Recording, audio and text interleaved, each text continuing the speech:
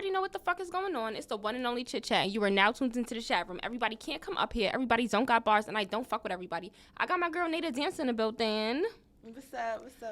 Finally. Yeah, I'm back. It's been a long time coming. I'm happy that we finally get to sit down and chit-chat. So tell me, who is Nada Dancer? How will people close to you describe you? A baddie. I'm lit. Good personality. I'm a vibe. Okay. So tell me, when did you first start rapping? Because I remember you back in the day. I remember you was very lit in Harlem for dancing. People always knew you. I was following you. I've been following you before I was following anybody from RBC. So tell me, how did you transition into being a dancer into actually being an artist? Exactly. Did you not just hear what you said? I've been lit. Like, before I even was in this rapping category, I've been lit, been viral, been had a fan base.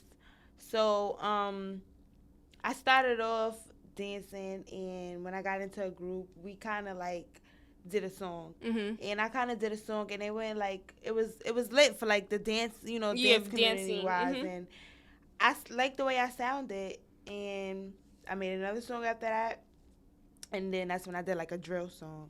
Okay, so tell me, how did the drill song come about? Because the first song you ever did was Back Out the Henny with D-Thing. Mm-hmm. So how did you get on that song? How did they put you on that song? Because there was like no really girls really doing rapping at that time. One day it was early in the morning, and we was all outside, like me, my brother, D-Thing, and they was like, we going to the studio. And I'm like, all right, I'm going to go. And Faisal like, you going to do a song. Like, you're doing a song. Like, why not? Like, let's just see how it's going to go.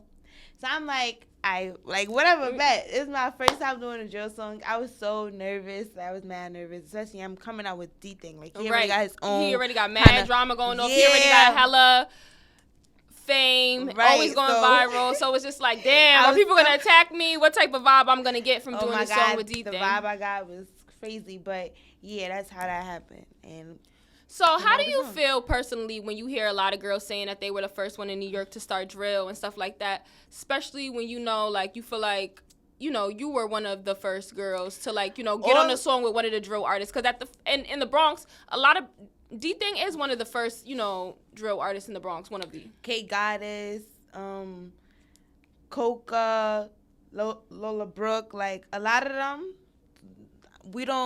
they up there, you know what I'm saying? Like, right. They've been out, you feel what I'm saying? Right, exactly. I feel like in the Bronx, when I threw out Back Out the Henny, it was no noise in the Bronx from girls. I'm just saying, like, I agree. No noise. For me, it made Brooklyn, Queens. Yeah, I knew like a few girls that was rapping, but that was around my age. But like in the Bronx.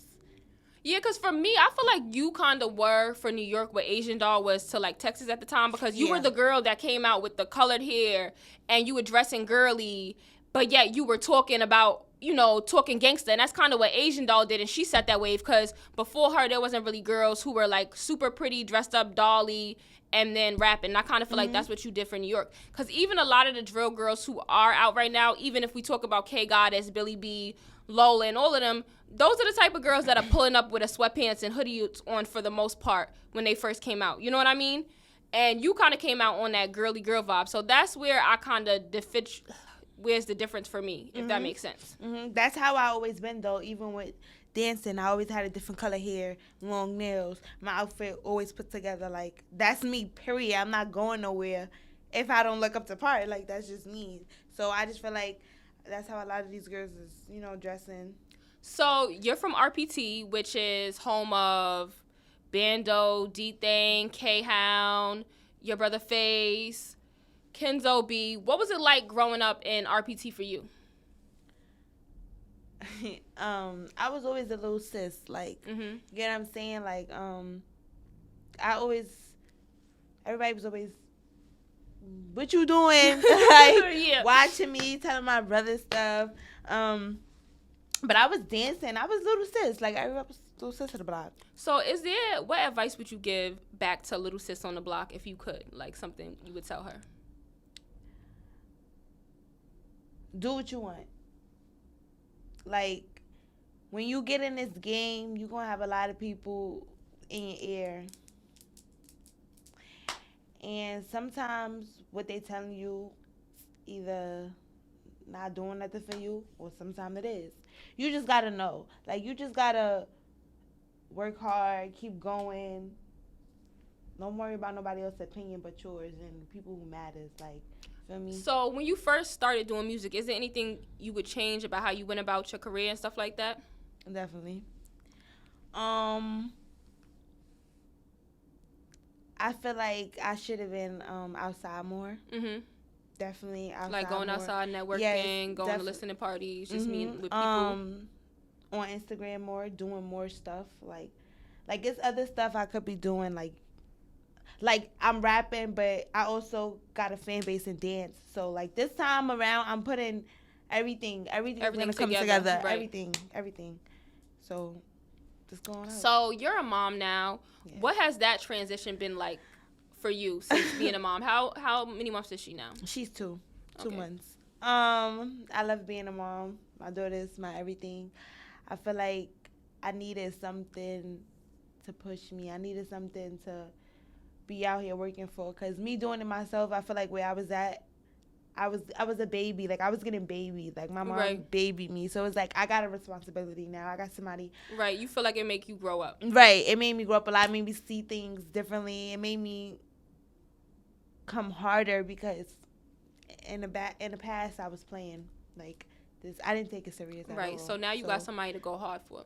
So recently, I got a text message a few weeks ago, and they were like, who the hell does Moolah G's think he is? He's from Westchester. What could he possibly be on? And I was like, I don't know, but that's Nada Dancer boyfriend. And they were like, oh, I didn't even know that. So tell me, who the hell is Moolah G's? Like, and how did y'all link up? And, He's from Yonkers, and, they had their rap and stuff out there. He's one of the faces of Yonkers. It's like him and Vels, face of Yonkers, him and Vels. And we met, I have friends in Yonkers, and we met at a party, and he came to the teas, and that's how Okay, so question. What about him is the one that made you lock you down? Because I feel like I'm pretty sure there's a lot of guys that was running down trying to be with you. What characteristics does he has that makes you want to be like, yeah, him? I like boys that play hard to get at first. Like, I like when a boy's on my body, but like, make me like, move like me. Like, don't be too on my body. Like, too thirsty. Like, yeah.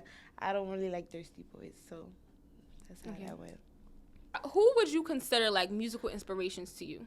Nicki Minaj, Beyonce, Lil Wayne, Drake, Jay-Z, Biggie. So we spoke about like the drill girls earlier and some of the girls. Can you see yourself doing songs with like any of the girls from the city? Me, that's not, like, I want to explore. I want to, be out there. I don't feel like I'm being like, no, I don't want to do a song. Yeah, like, I'm willing to open, yeah. Like, would you reach out to somebody that you felt like was fire and ask them to do a song with you? Yeah. So what do you think about the drill scene as far as females go? Do you think, like, it's in a great place? Are you proud of it? Do you feel like they need to come harder? What you think about? The girls been giving it up real bad. You think the girls are outdoing the boys right now, right? Tell the boys step it up a notch a little bit, but the girls is eating y'all like, yeah, real bad. Facts. If you could sit down and have dinner with anyone dead or alive, who would it be and why?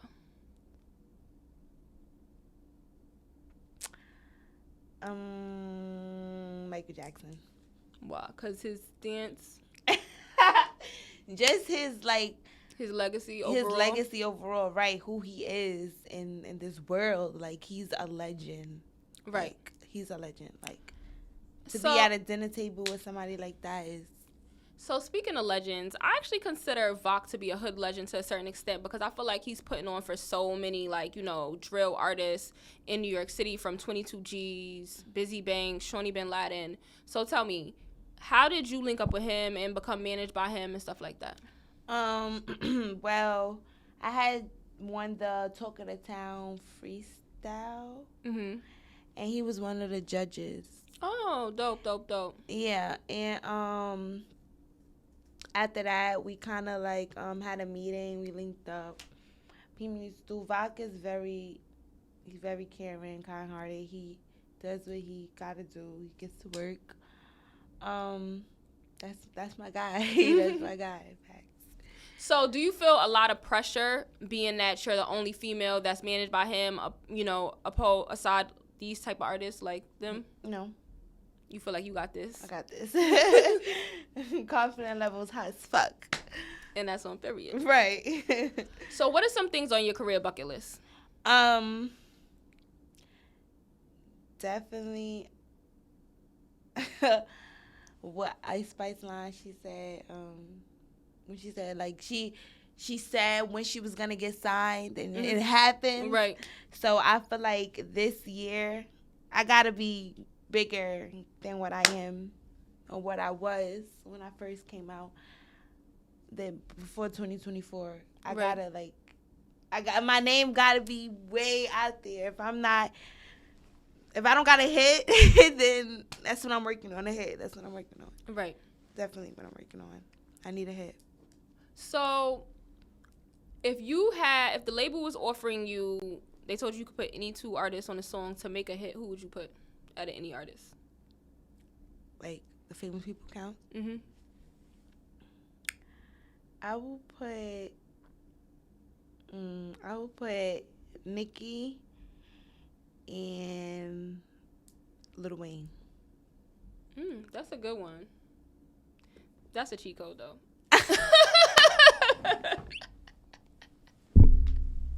All right. But what's your process like when you go to the studio? I have everything written down. So you write when you at home? Yeah. And then by the time you get to the studio, you're already ready to write, get in the booth, and I work on my flows to keep it more fluent. That's why I write home and I say it over and over and over again. Yo, I'm so happy that you said that because I tell artists that all the time. Like, rap every single day. Rap while you at home. Pronounce it because they be going into the studio and their delivery does not be on point. And it's because y'all not rapping this constantly before you go to the studio. Right. A lot of them it's just like be practice. getting in the studio rapping. You know what I mean? So I'm so happy that you said that because that shows that you really take, your craft seriously. Right. And my craft got better from last time. Definitely. So this time while you were pregnant, you was practicing writing? While I was pregnant, I was sitting back watching everything. Everything. And what do you have to say for it? You just ready to go? Yeah. I'm back, bitches. That's all I can say. And yeah. Where do you see yourself in 5 years? I see myself in a big house with my feet up, my one kid. You not having no more kids? No. My one kid, a pool, backyard, big closet, jewelry. Yeah, that girl. That's the way I see myself. Oh, who do you consider to be the queen of drill? Everybody feel like they the queen of this shit. I mean, any girl I know, well, the way I was growing up, the way I am, the way I act, I feel like if I'm gonna do something, I'm gonna give it all I got, and I'm gonna be the best at what I'm doing. So you feel me? If you're a female and you feel like that, then as you should, like your confidence level should be up there. But going back and forth between who's the queen of this and who's the queen of that is not really my stilo. You feel me? People know. People gonna have opinions. Everybody got a different. Everybody gonna say a different name. Gonna feel how they feel, and that's fine. It's cool. But in my eyes, I feel like I'm the queen of this.